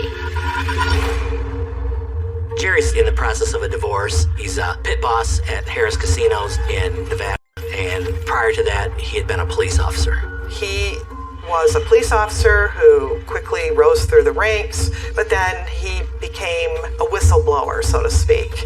He was honest, he saw things that weren't right, he spoke up, and he eventually quit his job. And when he meets Sherry Miller, Jerry's at his lowest point in his whole life. This attention that he got from a very pretty woman skyrocketed him out of his depression. Carol Slaughter is Jerry's colleague at the casino. She's thrilled that her recently divorced friend has met someone online. He was telling everyone that he had met this woman and how great it was. He was happier. It felt like it was a good thing. Sherry starts telling Jerry that she is married. However, she's married to a guy named Bruce, and that relationship had run its course. The very first thing that Sherry told Jerry about her personal life was a lie. But the lies are a two-way street. In the beginning of the relationship, Jerry kept secrets from Sherry. Jerry, he's kind of a hot mess because he's got a problem with prescription painkillers, and he also drinks too much. And then here comes Sherry. She builds him up and tells him he's the sexiest thing on the planet. Despite their hidden secrets, Shari and Jerry's cyber connection deepens, and they start taking more risks. She would post pictures. She also had a camera on her computer, and she would reference her sexual drive. And I think Jerry was ripe to be deceived. Oblivious to Shari's online adventures, Bruce continues to work the day shift at General Motors and his scrapyard in the evenings. When Bruce and Sherry are not around each other, Bruce doesn't know how much time she is spending online. Bruce also has no clue how much she's spending on his credit cards. Cherie had secretly racked up about $46,000 in credit card payments, spending it on, on junk, toys for the children and things around the house. Bruce was not a big spender. He watched his money. If Bruce knew that Cherie was taking his money and doing what she was doing with it, he would have just got a divorce. Bruce's favorite quote was, "I know my way to the courthouse," so... Shari performed some sneaky accounting. She was in charge of the books at the junkyard, which is mainly a cash business. So as these credit card bills came in, she was able to cover some of those bills and keep Bruce out of the loop by using funds from the scrapyard. As the summer rolls on, Bruce decides he needs a little break from his busy life. He suggests Shari also book herself a vacation. He's off to a NASCAR race. And she chose Reno. It's exciting. It's a place where you can be who you want to be.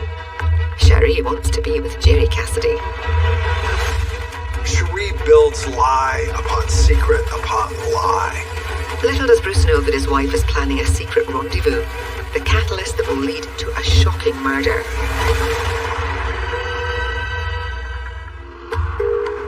In Reno, Nevada, Jerry Cassidy can hardly contain his excitement. He's anxious for his co-workers to meet his new love interest. We all knew she was coming. Before Cherie meets Jerry Cassidy, she builds it up. She makes sure that there's a lot of sexual tension going on. So she went in for the kill right from the first meeting. He was just bouncing off the walls. He was so excited. It was like this new shiny toy, and they were always arm in arm, and the PDA was off the charts. And, he was smitten. It was instant attraction, and they made love very quickly after meeting for the first time. Cherie just was a buffet of sexual acts that she would do with Jerry. Cherie's petite. She had short blonde hair. Her makeup was perfect. She had a pretty dress on, and she had lots of jewelry. And she was portraying herself as somebody who had money. I could see where Jerry was attracted to her. She begins a unending string of lies that begin with telling him that she is rich. Neither Jerry nor his friends have any reason to suspect that Shari is lying. I know that my BS meter is not that strong. She basically appeals to the fact that Jerry may have a need for financial security. So she paints a picture that is definitely not the truth. As the weekend winds down, Shari's deceptions don't stop. She reiterates to Jerry that she and Bruce are in a loveless marriage, and she makes plans to fly out to see him again soon. Over the next few months, Shari and Jerry's online affair reaches new heights. They're sending 30, 40, 50 emails back to each other a day. They're talking on the phone 9 or 10 times a day. It's all sexually charged. It's all in your face. A lot of the names online that Cherie used were provocative, and the one that was most frequently used was Jerry's Fool. And in turn, Jerry Cassidy, his name was Sherry's Fool. When Jerry begins talking about what their life together would be like, she sends an entirely domestic video of her at the junkyard with her kids there. It is all directed at keeping him invested and involved in the relationship. As this relationship goes on, Cherie and Jerry have exchanged pictures of each other. They've met in person, they've had sex. Now she's keeping that sexual drive going, keeping him interested, and she sends him a very risque video of herself masturbating.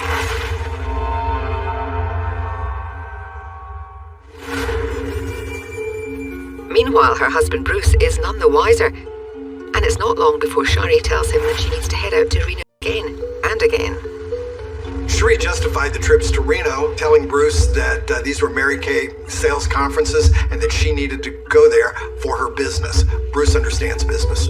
Bruce is just going about life. He's being a father to Cherie's kids from a previous marriage. And when she would go, the kids would come and spend basically the week with us. Little does Bruce's family know that his marriage is in serious jeopardy. Jerry and Cherie, their relationship was going really well. They were burning up the phone lines, and they started looking at houses. I even set them up with the realtor, and they were deciding how many bedrooms they needed because she had kids, and then he had his son, and then they wanted to have more children. Their affair will soon reach a point of no return. One day, Jerry logs onto his computer to find a message from Shari. She has big news. She's pregnant with his baby. Jerry goes through the roof. He's so excited to be a father again. He always wanted to have more kids. In the coming days, Shari follows up with a copy of an ultrasound of her pregnancy. But what Jerry doesn't see is the truth staring right back at him. If Jerry Cassidy would have had his detective eyes on instead of his love eyes on, he would have noticed that in the corner of the picture that she sent him was the actual date of the ultrasounds, and that was 5 years before they ever met. And it was all a lie. She had had her tubes tied 5 years previous. So there was never a pregnancy. Jerry appears to be blinded by his love for Shari. He was going through a midlife crisis. He was going through an identity crisis. His whole life was changing. And along comes this woman who throws him a lifeline, and he believed her. Shari begins to promise things which she has no intention of ever fulfilling, and that includes a life together. The truth is, Shari is stringing Jerry along as she continues to pursue other men online. I really think it was all thrill-seeking behavior and control and manipulation of another person made her feel powerful. And she was a success at it. Shari Miller is now lying to two men in her life. She's hiding her affair with Jerry from Bruce, her dutiful husband, who's providing a good life for Shari and children. There was talk that Bruce was interested in adopting the children. He just was a hardworking, blue-collar guy and wanted to be a father and take care of her kids. A super solid guy. He doesn't start to get any kind of inkling about what's going on until these trips to Reno, Nevada for these Mary Kay conferences start to seem to be too frequent. He kind of questions it, but he trusts his wife, he thinks they love, and he just lets it go. But secrets, lies, and horrific accusations are about to turn Bruce, Shari, and Jerry's world into a dangerous and deadly place. She told Jerry that she lost the baby because Bruce raped her, and she lost the child from the force. I'm married to someone who beats me. I am a victim. I am a victim. I am a victim. Instantaneous communication demands a quick response, an emotional response, and in this case, a violent response.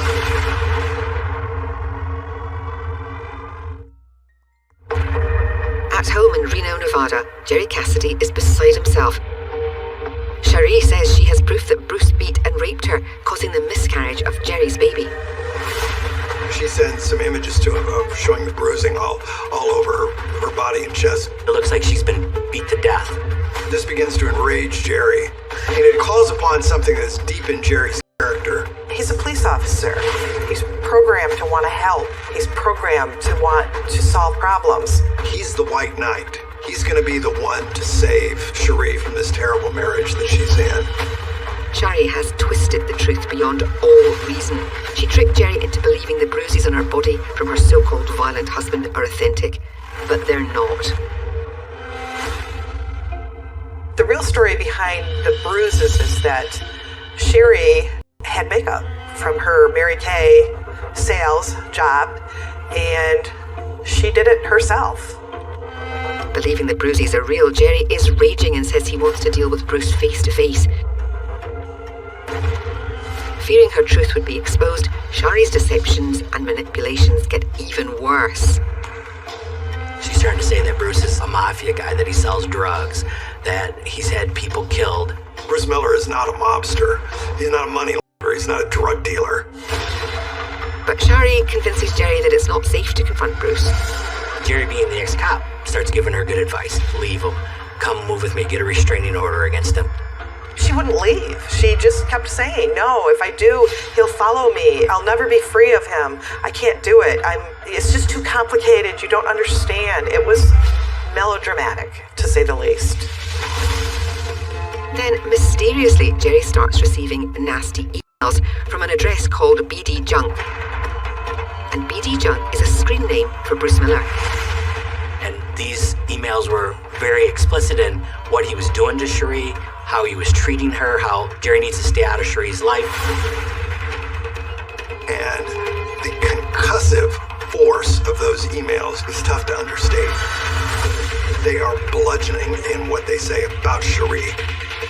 The emails from Bruce Miller take a toll on Jerry. He starts drinking more heavily, acting recklessly, and gets into a fistfight at a neighbouring casino.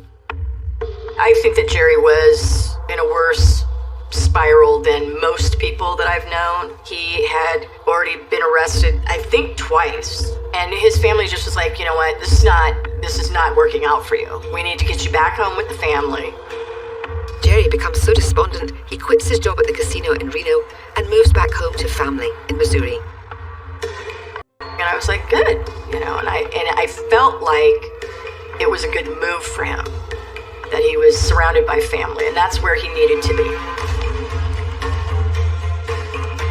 But once again, he's fallen for Shari's lies. The truth is, Bruce isn't sending Jerry emails. Shari has created a fake account in her husband's name.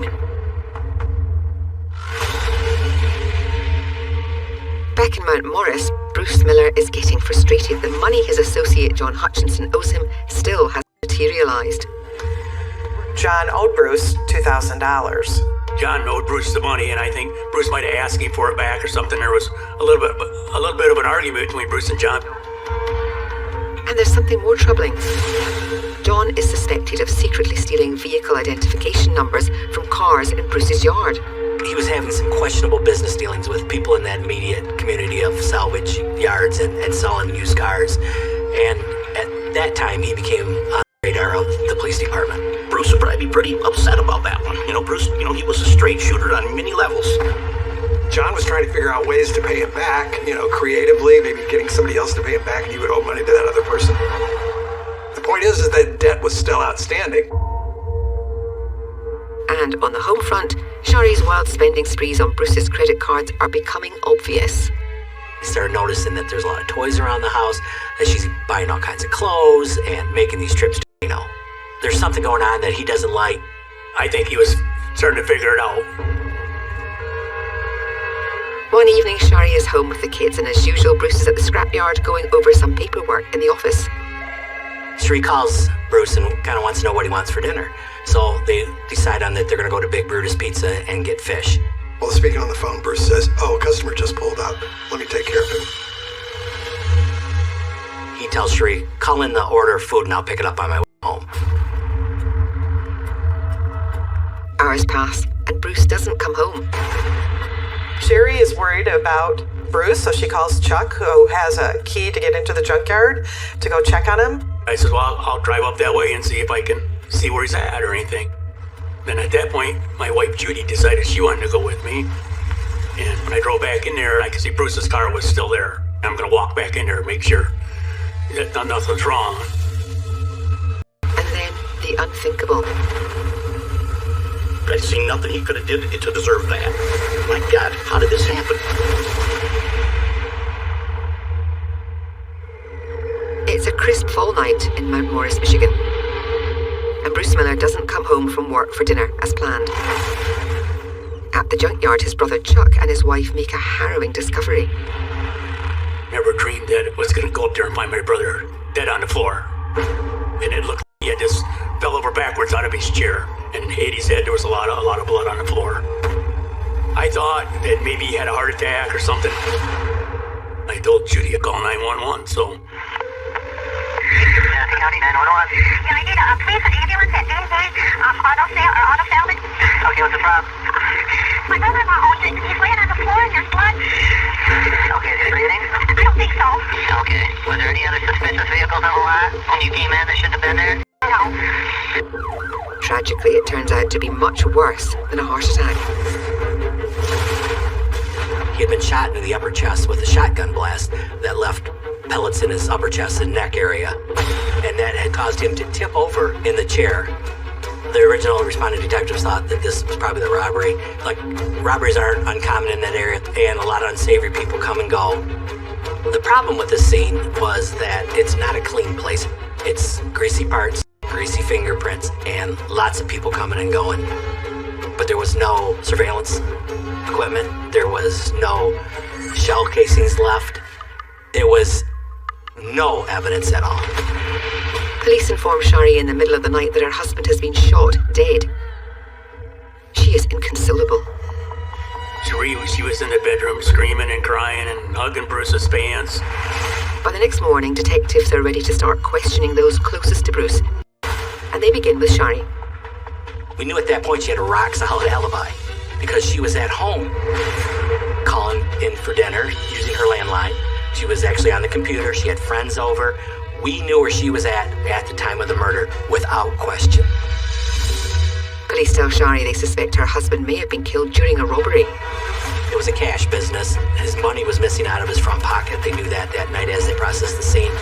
That's one thing with Bruce, we all know, have cash. They have their little pocket and they have their cash. And it's not uncommon to have 2, 3, 4, 5 grand on you for cash or change, just as how it's done. But then Shari tells investigators something intriguing. She starts putting out that John Hutchinson owed Bruce about $2,000, and in their world, that's a lot of money. Rumors immediately pointed to John. Immediately. Cherie's theory was that, him and Bruce got in an argument over the money. She claimed that Bruce was upset that this money hadn't been paid back yet. Police begin to wonder if John Hutchinson is the person they're looking for, and Shari is free to go. In the aftermath of her husband's murder, Shari's long-distance relationship with Jerry Cassidy suddenly goes from dozens of emails and calls a day to 0. She's using excuses like she's grieving. She tries to deflect attention from the relationship now. You've had this relationship going on for several months now that's been hot and heavy, which all of a sudden is cooled beyond compare. He's calling, trying to get in touch with her to find out how she's doing, and she is not being responsive. And Jerry knows that something's wrong. As Bruce Miller's murder investigation continues, John Hutchinson cooperates with the police. Okay, John, you know why you're here today? Kind of, a little bit, but denies any involvement in his friend's murder. Police decide to dig further. Denal still stayed weak. He admitted his issues with the VIN switching. He admitted owing Bruce money. He's admitted to the parts where makes him a suspect. Detectives submit John to a polygraph or lie detector test at the sheriff's office. And when it concludes, John starts acting strangely. I failed. My life is over. So we have John just talking to this machine that doesn't record, doesn't video, him telling the machine, I failed, I screwed up. My life's over with. This is bad. In my whole career, never has anyone witnessed a suspect talk to the polygraph machine once someone left the room. Detective Shanlian submits John Hutchinson to a second polygraph test. Both tests are inconclusive, and for now, police don't have enough evidence to make an arrest. Rumours start flying around town about more bizarre behaviour. Several days after the murder, we hear that Cherie was on a dance floor in a small town, giving the person she was dancing with oral sex. She got on with her life. She started partying, and she would say that it was because she was drowning her sorrows over losing her husband. Despite this information, John Hutchinson remains the prime suspect. He now remembers a crucial detail about the night of the murder. John Hutchinson tells us, hey, I forgot to tell you, I went to the grocery store that night, and he was able to produce a receipt. That time coincided with what we believed was the murder. His big advantage was he was 30 miles away from the crime scene, and that's when we eliminated John Hutchinson as being a suspect. 3 months go by, and police still have no leads in the mysterious murder of Bruce Miller. Then something incredible happens. I receive a call from an attorney who says he's in Kansas City, Missouri, and that he has information on our homicide. We're wondering ourselves, why does somebody all the way in Missouri know about this murder 17 hours away? To everyone's astonishment, a briefcase bursting with secrets is about to solve the murder of Bruce Miller. Detectives track to find out about the shocking discovery authorities have made in the Bruce Miller murder case. The focus shifts from John Hutchinson to another person after a briefcase is found in Missouri. And there are documents and other letters that relate to the murder of Bruce Miller. It's a huge break, but the informant has committed suicide. And that man is Jerry Cassidy. This was completely out of the blue. We never had heard the name Jerry Cassidy. A suicide note is taped to his briefcase and confesses to killing Bruce Miller. And Jerry admits that he was so blind and so much in love that he didn't see the trail of deceit that Sherry exercised. Inside the briefcase is a treasure trove of evidence. In all the homicide cases I've ever investigated, I've never had evidence collected this long after the homicide occurred that was meaningful to solve the case. But the kicker inside this briefcase was an instant message that occurred starting on November 7th, the day before the murder. And this instant message lays out what was going to occur, how to get to the murder scene, how to park the car, what type of gun to use. The details are chilling. The couple meticulously planned Bruce's murder.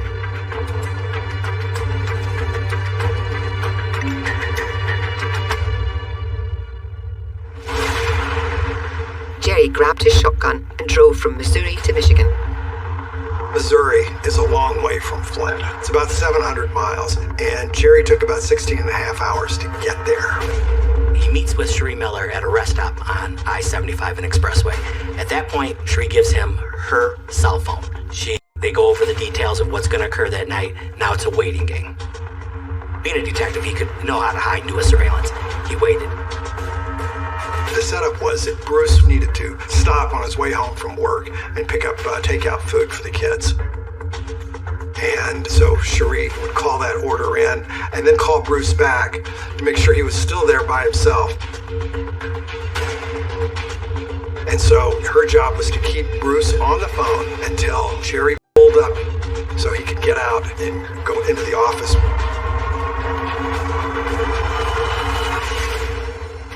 Bruce is sitting behind the counter in a chair, and before he pulled the trigger, he said, "Hi, I'm Jerry," so he would know who it was who was doing this.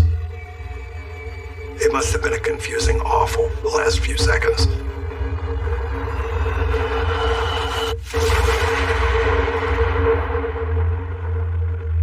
Jerry Cassidy, being a homicide detective, knew that using a shotgun would make it harder for investigators to track a weapon. Jerry then took the money from Bruce's front pocket to make it look like a robbery.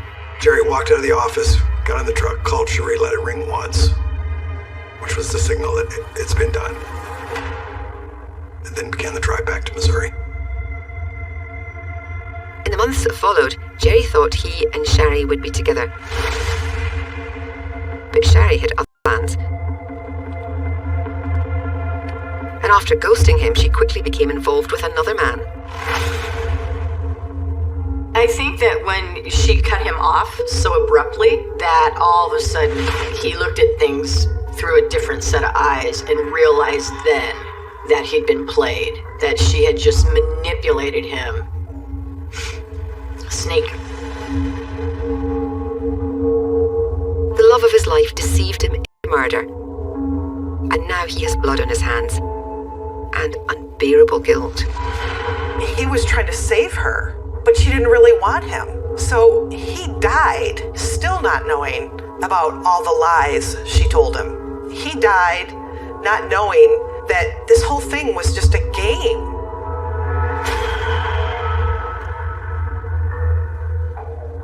Jerry was found in a reclining chair with a Bible on his lap, open to a Bible verse, and a picture of Cherie Miller on the windowsill.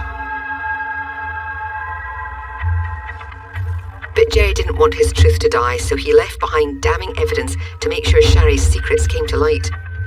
Just before Jerry went to Mount Morris to commit this homicide, he told his brother Mike that if he wasn't back in 2 days, that he needed to look under the bed in his apartment to find a briefcase that he had left there. Jerry Cassidy had enough sense, being a homicide detective, to put in his back pocket this information that was going to be used to help defend himself in court, and instead it was used after he committed suicide to help us investigate Cherie Miller. With the wealth of new information and details of the weeks-long murderous plot, authorities make their move to arrest Shari. We know she's in Reno, Nevada. She's with her new boyfriend, Jeff Foster. So we have time. Cherie Miller was apprehended at the Flint Bishop International Airport coming back with her new lover, and they were coming back from a gambling trip. You ever had a physical relationship or ever had sex with Jerry? No. With Jerry Cassidy? No. Did you know Jerry Cassidy planned the murder of Bruce? No. What would you do if I told you you have some stuff that Jerry left behind, which indicates that you and him were having a physical relationship? No, I didn't. Sit down and relax. No, because you guys are that is bull. Despite Shari denying everything, the evidence against her is overwhelming. Jury finds the defendant guilty as charged of conspiracy to commit first-degree premeditated murder. Shari Miller was sentenced to life in prison on the conspiracy charge and received a 54 to 81 year sentence for second-degree murder. The challenges in prosecuting the case were because of all the lies and the twists and turns and different unexpected avenues that the case took, and all the secrets that you had to keep track of and then compare them to what the truth was. It was overwhelming, to tell you the truth. Jerry Cassidy and Bruce was both victims of Cherie. They died.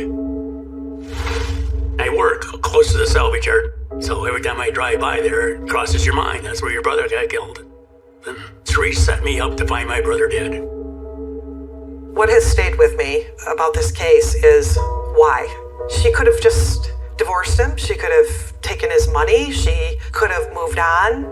What is the sense of killing a man, which leads to the suicide of another man? I've never had a case where the end game was merely for the amusement of the killer. Bruce should be remembered as a hardworking guy that did right by Cherie, did right by her kids, and he was done very wrong by her. My heart goes out to Bruce's family and to Jerry's family. And I hope to God she never gets out of prison. I'm sorry for her kids. We need to remember Bruce right, and that is he was a good man who met a terrible end.